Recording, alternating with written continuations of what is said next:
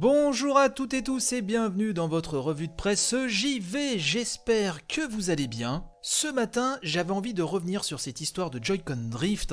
On en a souvent parlé dans l'émission. Moi-même, j'ai été longtemps victime, et encore, de cette anomalie de la Nintendo Switch, qui a fait que moi, de mon côté, vous le savez, je me suis un petit peu éloigné de la console, pourtant en grand fan de Nintendo que je suis devant l'éternel.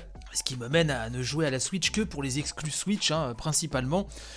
Mais donc on apprend la via Gamecult que les associations de consommateurs européennes se mobilisent contre Nintendo, puisque après UFC Que Choisir, on en avait parlé, 8 autres pays européens ont appelé officiellement la Commission européenne à ouvrir une enquête sur cette panne récurrente. Le Joy-Con Drift, je le rappelle, c'est quand, je simplifie, mais grosso modo, c'est quand vous avez automatiquement des directions qui sont enclenchées sans avoir eu à toucher le stick, c'est-à-dire vous avez le curseur qui va automatiquement vers le haut, vers le bas ou sur le côté. Ça, c'est quand vous êtes dans les menus, et bien sûr quand vous êtes dans le jeu, c'est votre personnage qui se dirige automatiquement dans certaines directions, ce qui vous pourrit totalement le jeu, bien évidemment. Bref, on nous dit donc que UFC Que Choisir se joint au Bureau européen des unions de consommateurs, BEUC, pour enclencher le mécanisme européen d'alerte externe, espérant ainsi faire toute la lumière sur cette panne que les associations de consommateurs qualifient de pratiques commerciales trompeuses et déloyales. Donc, en tout, les associations membres du BEUC ou BUC, on va dire BEUC, ça sonne mieux.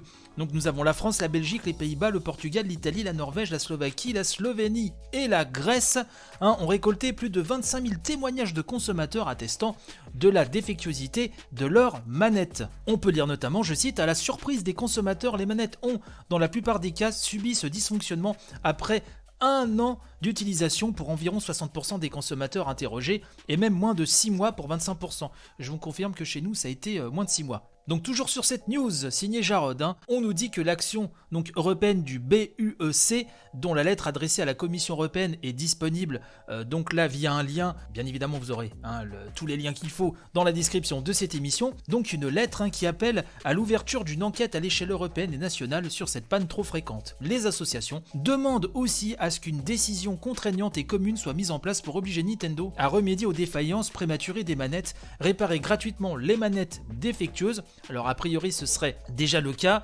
et informer les consommateurs sur la durée de vie limitée de ces manettes, donc les fameux Joy-Con. L'UFC Que Choisir a par ailleurs publié un guide pour accompagner les consommateurs dans leur démarche s'ils veulent demander la réparation gratuite des Joy-Con.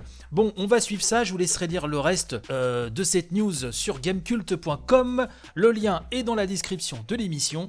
Et sinon, je ne sais pas si vous avez vu cela, mais The Last of Us Part 2 devient le jeu vidéo ayant reçu le plus d'awards. C'était The Witcher 3 qui avait eu cet honneur auparavant. Oui, donc The Last of Us Part 2 devient donc le jeu le plus récompensé de l'histoire, celui qui a engrangé le plus d'awards avec plus de 261 distinctions de jeux de l'année. Alors qu'on aime ou pas, ça vous le savez, si vous m'avez suivi, c'était mon jeu de l'année 2020, même si je mets vraiment Yakuza 7, donc Like a Dragon et FF7 Remake vraiment juste derrière, pas loin, parce que ces jeux, pour diverses raisons, m'ont extrêmement marqué aussi.